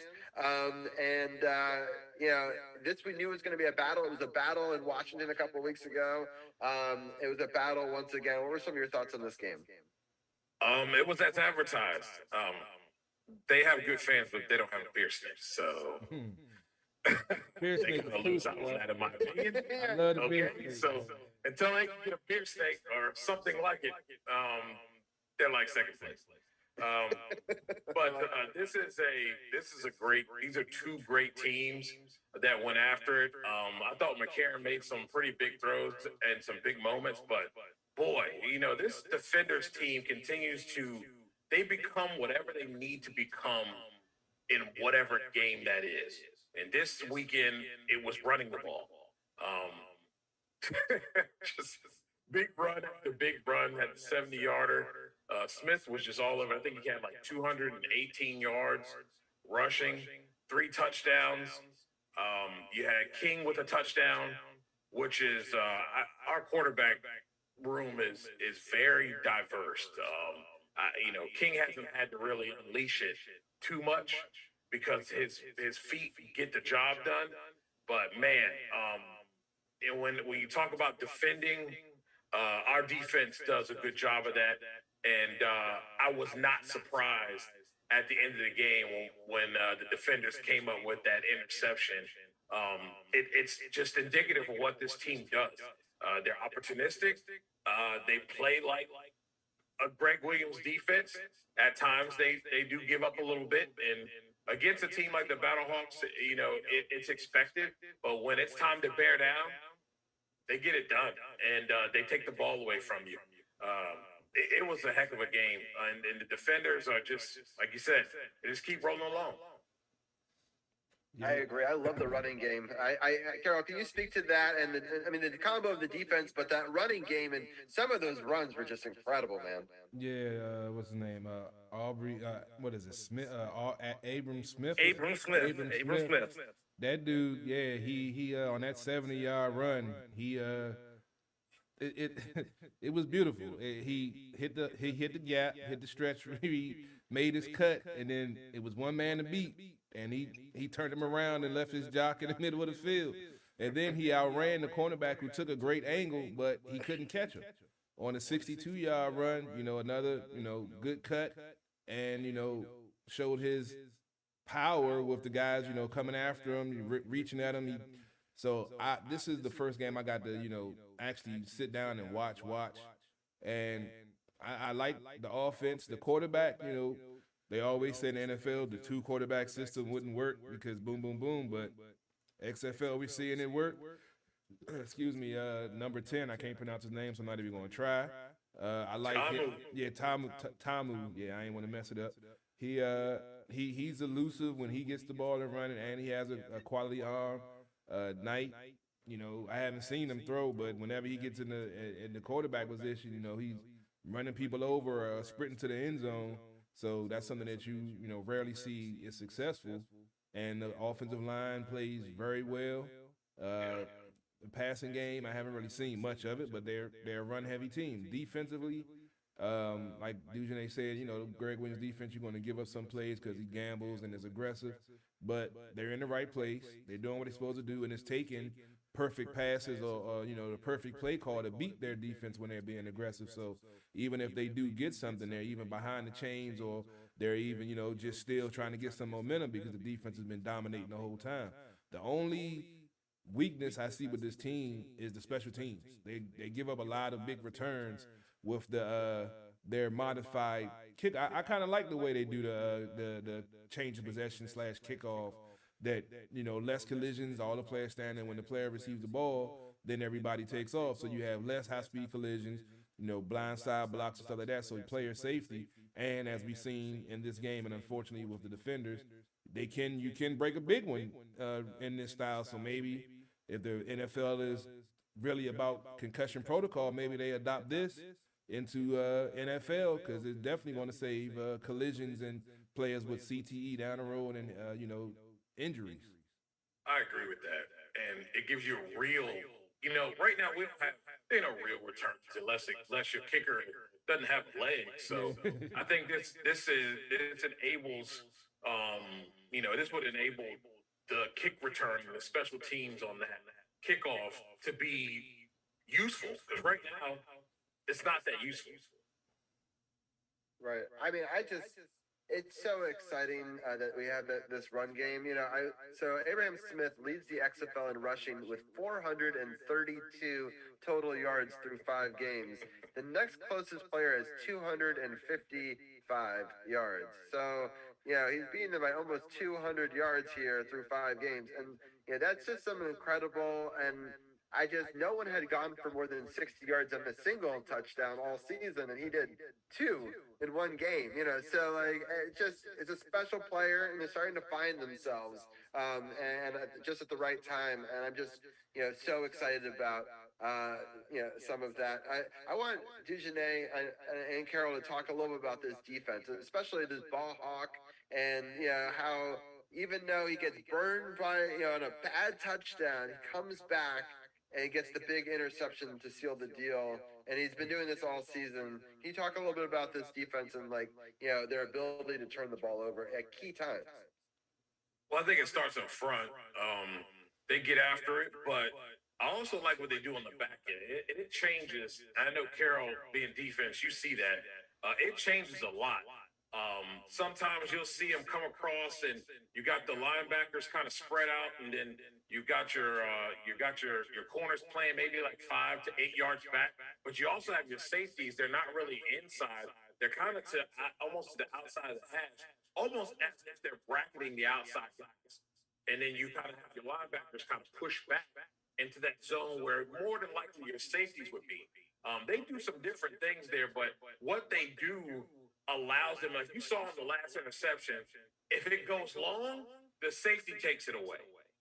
And he just so happened to be able to jump up, make a nice play on the ball, and take it away from the wide receiver who didn't really attack the ball. And I think that's the difference. Those corners really do a good job of attacking the ball. All those guys in the secondary, they attack the ball instead of waiting for it to come to them. And I think those little bracketing things that they do with the safeties, it's very interesting. Very interesting how they do that. And it seems like over the weeks, 5 weeks, no one's had an ability to really, in the critical moments, be able to beat that. And it's pretty interesting to watch. I mean, like I said, the Battlehawks had a really nice long touchdown pass. It's expected. They play very well, but overall, man, it's some of the scheming and some of the mixing up in that linebacker to cornerback safety area is very innovative. And it's, like I said, it's indicative to what Greg Williams likes to do. Yeah, you mentioned the long pass that Joseph got beat on. If you look at it, it was a safety. The safety bit on the pump fake, and he took that extra 2 steps to the right, which cost him. If he'd have been in position, it should have been a batted ball or an interception. So, but with being a good cornerback, you got to have a short memory, and he knows what's out there, and he's leading the league with 4 interceptions. So when you have the leading league in rushing and interceptions, that's normally a good combination, that you're doing good things on offense and good things on defense, which goes into Greg Williams. They're working to, this is what I would love to see the Commanders franchise. The offense and defense working together. The offense running the ball, controlling the time of possession, keeping the defense fresh, defense going out there, and when it's time to make a play, they make a play. It doesn't matter who's out there, who's hurt, who's healthy, what scheme, what formation, no excuse. They go out there and get it done. That's what a real football team does. And they feed off each other. Like Dujane was saying, with the defense that Greg runs, he's taking more risks. But he has the fresh personnel to do it. He has trust in his players that they know where to be and know what to do. And even though he's taking those risks, they're very risks, disciplined. Yeah, exactly. They know where to be, and they're not gambling. They're trusting their teammates to be where they're supposed to be at, so everything works together. And then they feed off each other. So even if the offense, we saw the offense, get held up on a goal line stand. Did the defense go out there, I can't y'all score? But no, they went out there and got them off 3 and out and gave them back. They gave up 3 points the next drive, but what happened after that? 62-yard run, 7-3, 8-3. So I mean, they're playing as a team. The coach has them playing some solid quality football. And if you remember, the first doctrination of the DC Defenders were a pretty well coached team, and we saw some positive things from them. So we're seeing kind of the elevation of what we saw in a 1.0 and a 2.0, and they're taking it to a whole nother level by being 5-0, dominating on defense and having other teams' defense trying to figure out their offense. They know what they're going to do, but they can't stop it. Remind you of the old, glory days of the Hogs when good old 46 gut, they know it's coming. They call it out, but they couldn't stop it. So they keep running it until they stop it. And nobody can stop it. So I say keep on doing it, and that's what they're doing. They're playing quality, smart football. I hope Ron is watching and like, yeah, this shit really works. And started incorporating something with Commander. Yeah. I mean, I'm just excited that a DC team is all about defense and all about running. And yeah, this is the stuff that we really wanted. And that's why I just shared it to a bunch of Commanders groups. And I probably will get a lot of flack for this, this coverage. But I really hope that. Me up for that. Yeah. So, it's just for me, it's important that those fans root for this team too, right? I don't think that you have to think of it as like a minor league team, right? Like I don't think it's like you wouldn't not root for the Hershey Bears because you root for the Washington Capitals, right? And I just it doesn't make sense to me. Like it doesn't hurt you to root for them. So I'm going to share to those groups, and I hope that they're watching 5-0, exciting football. We've talked about it a bunch on this show, but I can't stress it enough for maybe those who are just tuning into our XFL coverage for the first time. The transparency in this league is inspiring. I love it. We need more of that, and it's just You can't forget the beer snake. You cannot forget that. When I watched it, I got to get down to Audi Field because I have opportunity to get tickets, and I'm gonna get down there. But that crowd, they are some of the wildest. I'm like, the team. Yeah, they ridiculous. I'm like, this is the inaugural season. They partying like this has been about 10, 15 years, and like we got championships. They out there loving it and enjoying it. That's the way football is supposed to be. That's the way. I gave Rev T a lot of credit. You know, we had Stuart Small on this show a couple weeks ago. You know, he's a season ticket holder. I know a lot of people that are season ticket holders, and tickets are cheap. So get in the ground level with a team that seems exciting. I'm praying. I don't know if it can happen, but I'm praying, Carol, if we make that home playoff games, the way the playoffs are set up, and people don't know, there's one playoff game in the North and one in the South. It's between 1 and 2 in each of the different divisions. So it's basically a conference championship game, and one team gets to have a home thing. So that's why getting a home field advantage is everything in this. So because the final, the Super Bowl, whatever it's called, the XFL Bowl, I don't know what it's called, but their equivalent is going to be in Houston. We already know that. It's in Texas somewhere. But so this is your one playoff home game. So fight for it, get it, because that's going to be wild. Because I think we haven't filled it up quite yet. It's been kind of filled, but there's still pockets open. We make it to a playoff game, that place is gonna go nuts. And Carol, we've got to get there. It's gonna be a Saturday night 7 o'clock game. Let's just say if they make the playoffs, I have an inside track to get tickets. Yes, I want to go with you. So I'm gonna try to make it work. My wife has an event that night. I have to try to get out of, but I really want very much to if we get there. So anyway, that's why this I'll put win. the bug in their ear, let them know to hold 2 tickets for us for that game. Champ, you want to go? 3. You want to go? My bad, Champ. I see if I can get 3. Yeah. Hook your brother up, bro. Awesome for the 3 of us to get to go to. All right, all 3 of us. Bet. Yeah. I hit him up after the show. Yeah. So I would love for that moment and that's why this win was so big. I don't want to understate this win because this is the second place team currently in the division. Now, Seattle is kind of on the rise, whatever.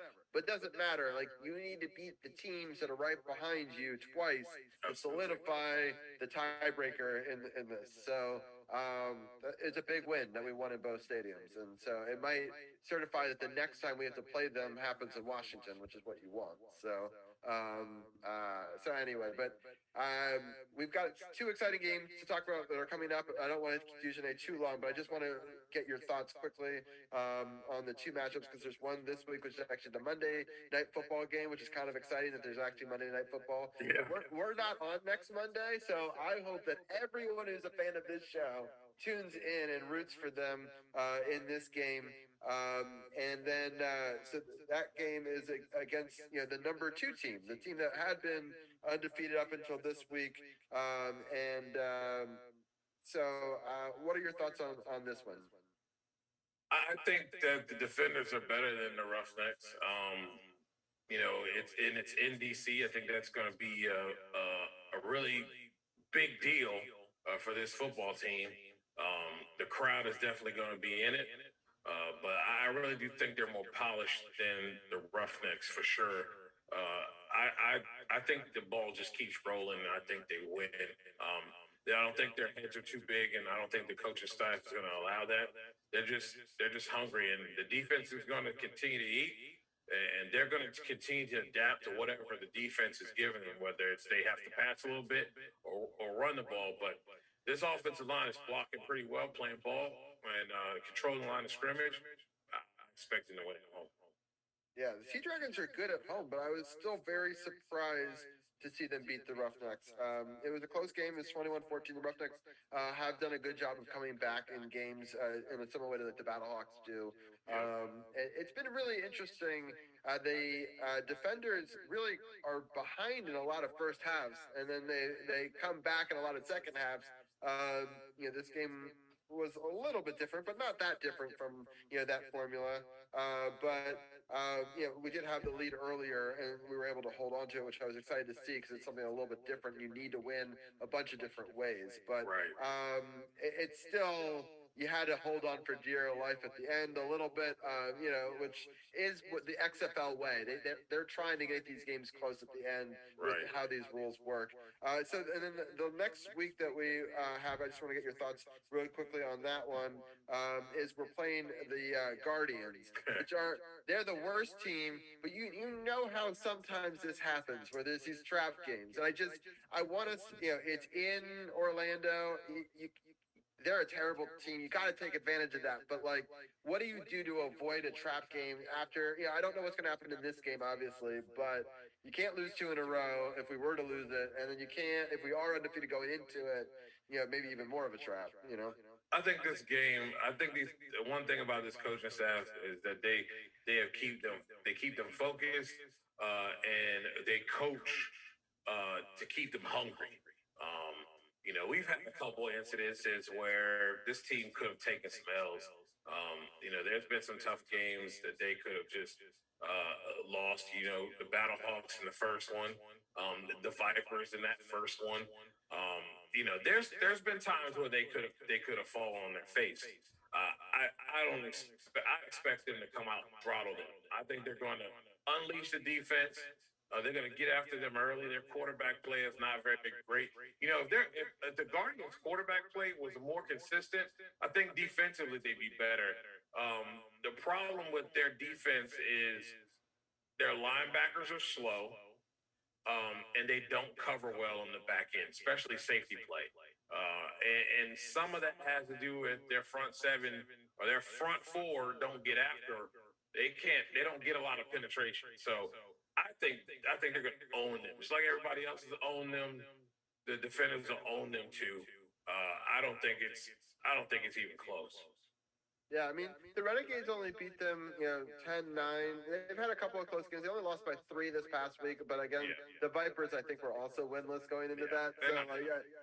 So, it's just these rules, you never know, how they try to keep things close, and a lot of the games are close. I'll give the XFL credit for that, but it's important that we don't overlook them. But DJ, thank you so much for your time. I'm going to get Carol's thoughts on the upcoming schedule as well, but I wanted to let you get out of here. Are you watching the March Madness? I'll just ask you that real quick. I am, yeah. I've been trying to catch it as I can. It's been some great action, a lot of upsets, man. I did not do a bracket this year. I didn't either. None of us did. A lot of us were bracketless. I'll have to get us back on making a new bracket for next year. But it'll be interesting. But I hope that you enjoy it. I hope that you enjoy the next couple of weeks. Hopefully, we'll have you back on in a couple of weeks when season 8 comes back, and we'll get your thoughts on how this last 2 weeks went. And appreciate your time as always. Yeah, indeed, man. I appreciate you guys having me on. 7 years, man. Wow. Long time. It's been a long time. It's been fun. So I appreciate it as always, and we'll talk to you soon. All right, brother. All right, man. Yes, sir. Later. All right, Carol, I do want to get your takeaways on this upcoming 2 games. You're playing the best and then the worst, but you know how things go in sports. It's not always a pre-written script. What are some of your thoughts on the upcoming schedule? Like Dujane said, I feel like the coaching staff has this team ready. I don't think that they're going to overlook anyone. They're going to, think that they're just because they're undefeated that any given Sunday or Saturday that they couldn't lose. So I think that they have a good mindset. They're hungry. They're playing as a team. And I feel like they're going to, they have a chance to go undefeated and 10-0 if they continue playing the way they're playing as a team, causing, turnovers. They have a plus 44 and scoring differential. So, I mean, everything is going in their way. I don't see, barring injury, I don't see anything slowing this team down. They're healthy. They're playing good ball. They're running the ball well. They're controlling the tempo. Both lines are playing well. It's hard to say, but you don't want to say this, but it's pretty much playing some perfect football right now. All the things are coming together right for this team right now. Like I said, they fixed their special teams issues on some of the returns, and they'll be a hard team to beat. Yeah, for sure. I'm excited for next Monday's game. I hope that I'm able to at least it's on ESPN Plus, so I can get it anywhere. But I definitely will have to tune in and see parts of that, just because it should be an interesting matchup. I mean, it's the best in one conference versus the best in the other. I know they do have a loss now, but it's still an exciting matchup for sure. And I want to get Champ. I want to get your thoughts on this week's game, and then obviously the upcoming 2 games as well. Uh-oh, did the audio go out again? Robbie muted. Oh, there you go. There you go. No, I was saying, Champ, what were your thoughts on the on this week's game? Oh, well, the first thing was that this was the first XFL game where it was a scoreless first quarter, which hasn't happened, which is crazy. But then I think the funny irony about this game was that the first Battlehawks game, turnovers killed St. Louis, whereas this time it was turnovers and penalties. They had 10 penalties in this game, and they were a lot of penalties that really killed a lot of their momentum and things of that nature.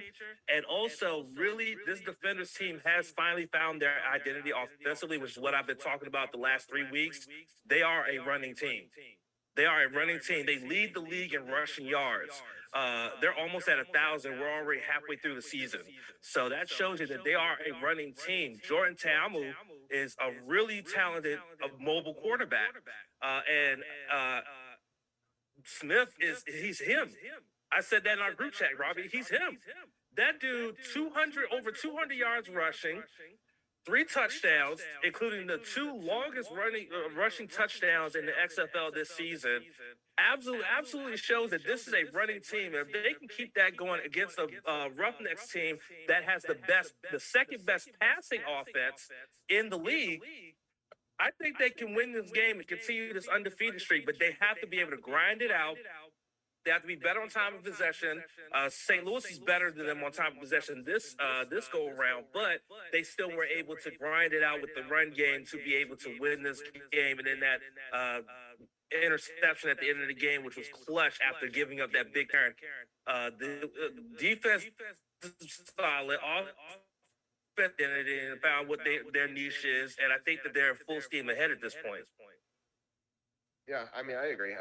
I'm pretty impressed. You know, I think that they have the right players in the right spot. I think they also have the right coaches. You know, getting them in the right tools as well. So I'm hopeful for that they can continue the ball rolling here, and I definitely think we'll probably have a lot. I'd be shocked if we go 10-0, just because it's hard to do that in any sport.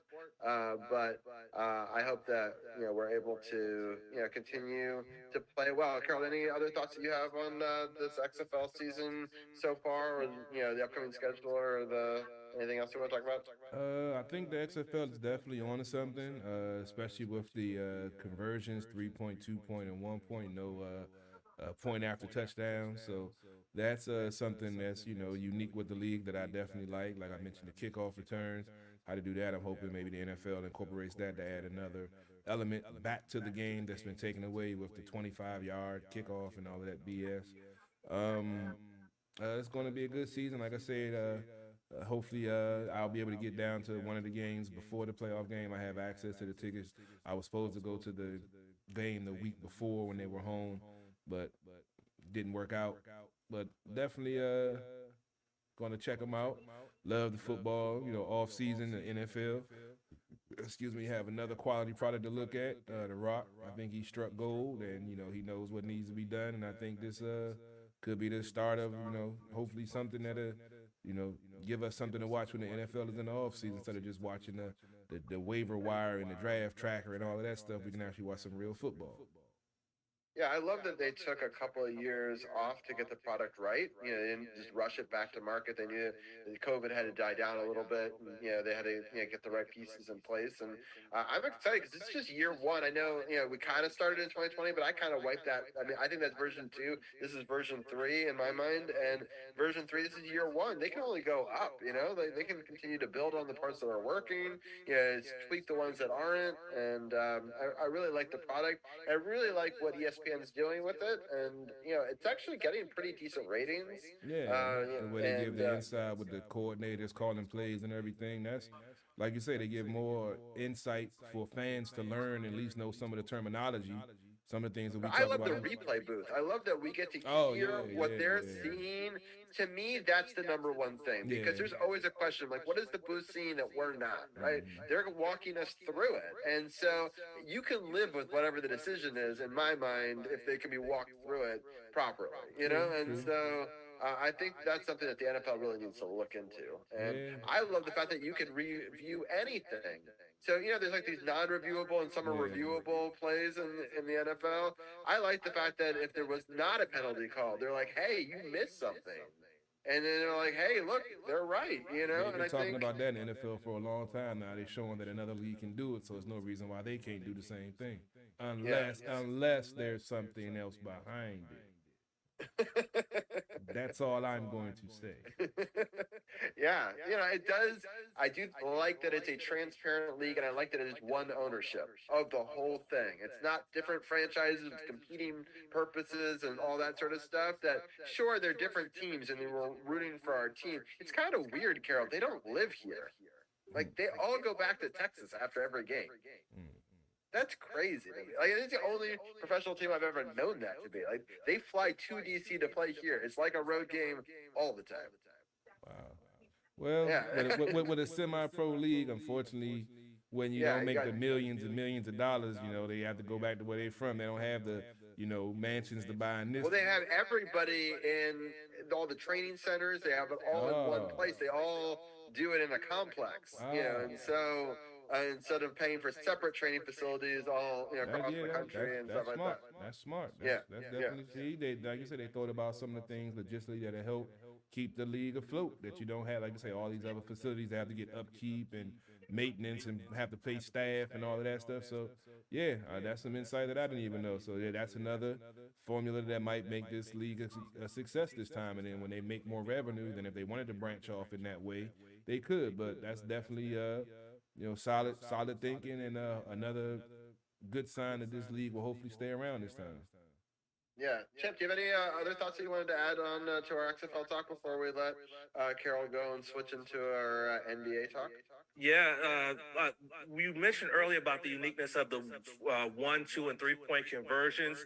Little known stat here: DC actually leads the league in successful 2-point conversions with 8. The next closest one is actually our opponents this week, the Roughnecks, with 5, and only the Battlehawks and the Sea Dragons have successful 3-point conversion attempts. The Sea Dragons have the most with 3, and the Battlehawks have 1. So there's a lot of teams going after. Only attempt 2. I don't remember us doing anything but a 2. Do you know? I haven't seen a 3-point conversion either. It would be nice to see one and see how it plays out. I mean, with the diverse running game that this team has, they could probably find an exotic zone read to get a 3-point conversion because they're coming from the 10-yard line, or figure out a nice zone read, fake it to like a slant for a 3 points. So you never know. But I would love to see at least DC attempt the 3-pointer and see what happens. Yeah, I think it'd be good practice for like if we need to do it later on to catch up in a game. I don't think that they don't have that RG3 Pierre Garçon slant tape footage because they run the zone. So if they need it, I know they're gonna pull that joint out. That play was a guaranteed 10 yards every time. Yeah, I agree. And so it's interesting that we seem to just always go for 2. We don't try for 1. We don't try for 3. It's just that's been our and different teams have had different approaches, whether they're up or down in time and things like that. So we haven't been down big late to try the 3, or we haven't been up by so much where maybe you try a 1 just to salvage it, just to keep it going a little bit. So we've been kind of in that middle ground. But it's just sort of interesting to think about the strategy. It makes it very unique, and I kind of like that.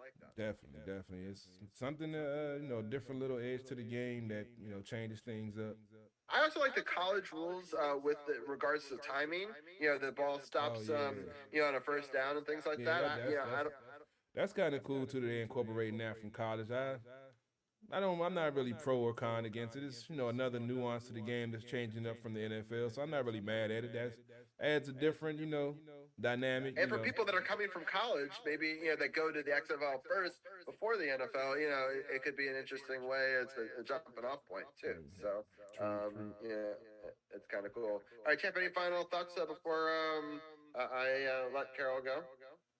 Yeah, I'm just excited for the remaining half of the season. I mean, this team is looking amazing, and hopefully they can be able to keep it going. I am worried about that Orlando game you mentioned earlier. That could be a track game, seeing though Orlando still has not won a game this season. I don't want them to go into this game thinking it's a slam dunk, and then they end up getting slam dunked in Orlando. They need to bring the pain, like they've been bringing the pain in these first 5 games. Bring the pain against Houston because they're the second best team in the league, and just really, really just bring it. I want to see another championship to DC. That would be awesome. That if in season 8 we could bring theirs to add to it, because we've got the the Mystics, we've got the Caps, a few years since we updated the Nats, district of champions. the Valor. Yeah, it's been a little while since we updated the district of champions. So yeah, it would be nice to have another trophy to put up on there. But like I said, I got full confidence in this team that they'd be able to go the way they're playing right now, the way everything is coming together. I can see this team going 10-0 and winning the whole damn thing. Carol, I have to point out before I let you go, this is the first gift you gave to me when we started this podcast, this shirt right here. Yeah. And it's got our very original logo on it. Logo. I realize that people don't even know this logo. People that know me from Twitch, from other things, They've never seen this. it. And stuff like that. So I had to bust it out for 7 years. Man, that's long time ago though. Good old. It was all the different teams that we were supporting in that first year, and I just had the eyes behind it and stuff like that. So it's just I wanted to give a little bit of a throwback to that. While we had you on, and it's been fun. We celebrated 300 episodes recently, just a couple of weeks ago, and it's been really cool to be on this ride. And I'm just excited for season 8. We're gonna have our season 8 premiere in just a couple of weeks. It's our season 7 finale, and then with that, I'm actually gonna maybe do a couple of art streams that week, pop-up ones. Become a bachelor for that week. My family's all in Texas while I come back a week earlier. So I'm gonna actually design our website logos and all the graphics for season 8 live on Twitch, so people can come and can watch me do some of that art live, and we'll update the website that first week as well. So episode 1 will have the same graphics, but then episode 2 will have all the updated graphics after that. But it's gonna be a really fun season 8 premiere. We're gonna have the NCAA Finals live game. We're going to talk about 2 weeks of the Capitals, which will be really exciting because this is a make or break 2 weeks for the Caps. And then same thing with the Wizards, make or break 2 weeks for them as well, whether or not they're going to make the play-in tournament or not. And then, also can recap some of the March Madness and these 2 weeks here, for the XFL talk as well. So a lot of stuff, and then we're starting to lead up to the draft as well. So it's going to be a really busy 3-hour show to start season 8, but I'm really excited about that. And I'm excited that Carol hopefully will be able to do, maybe some Nationals reports, do some videos about the Nationals in the upcoming months as well. I know that we're kind of packed on this show right now. It's hard to fit the Nationals in, but maybe Carol can do some extra Nationals coverage for us when they come back in April. And we'll definitely go through the scores, obviously, on the show. But right now, it's just so crazy with all the different sports going. But it's an exciting time to be a Washington, D.C. sports fan, and I really appreciate all of the love and support that people have given this podcast over the last 7 years. But Carol, I know that you're a busy guy. I don't want to keep you too long. I know you're going to end your feed as well. But Carol, any final thoughts on season 7 and 7-year anniversary before you get out of here? As always, man, I appreciate all the fans checking us out. That's been with us from the beginning when it was just me and Robbie, and now with the whole team that we have. Stay tuned this year. Some things is, I always tell y'all, things are changing, things are coming. It's about that time. So be on the lookout. Few months, some changes coming on my end. Some things going to be developing, some interviews, some other branches off of Sports on the Hill. Stay tuned for the In the Community segment that I will be producing coming up soon. Different people with different backgrounds to help in the community educate and bring a different side of Sports on the Hill. We cover sports, but we cover a lot more things that y'all about to find out about. So just stay tuned.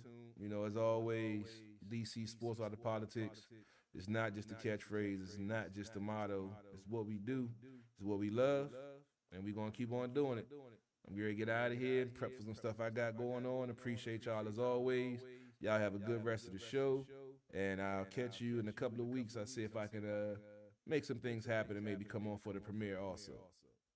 Oh, wow, that'd be awesome. So we'll hope for that, and if not, well, I'm sure we'll see you around on future episodes of Sports on the Hill podcast. It's been an amazing for us to be able to do this together for so long, and it's cool all the different types of games, or all the different types of shows we've done, and all the different types of games we've covered, and all the different things and branches out, and all the different stuff we've been able to do. I mean, yeah, we talk about 300 podcasts, but in that 7 years, we've done over 600 shows, Carol. You know, like we've done nearly double that in all the videos, all the promotional stuff, you know, all the highlight reels, all the pre-games, the post-games, it's countless, right? I mean, I have over 500 entries on our website alone, and I know that I didn't get all of them, you know, so like, it's been an incredible run, and I appreciate that we've been able to have this friendship through it all, and I'm happy that Black GOP took a chance on, and Hurt took a chance on us, 7 years ago, going into, we started this on St. Patrick's Day, we built the website, built the Facebook, and then we created the podcast, and we went for it. And here we are, 7 years later, still doing the thing. Even more exciting than ever. We used to sit here in the studio do it together, in times, and then we did it over the phone. We've done it so many different ways, but it's cool that on Zoom we can bring in so many people from all over the country now, and it's an awesome opportunity. But Carol, thank you so much for everything, and we'll talk to you in a couple weeks. All right, man. Y'all be easy. Have a good show, and I'll catch y'all next time. Peace out, Carol. All right, man. Later.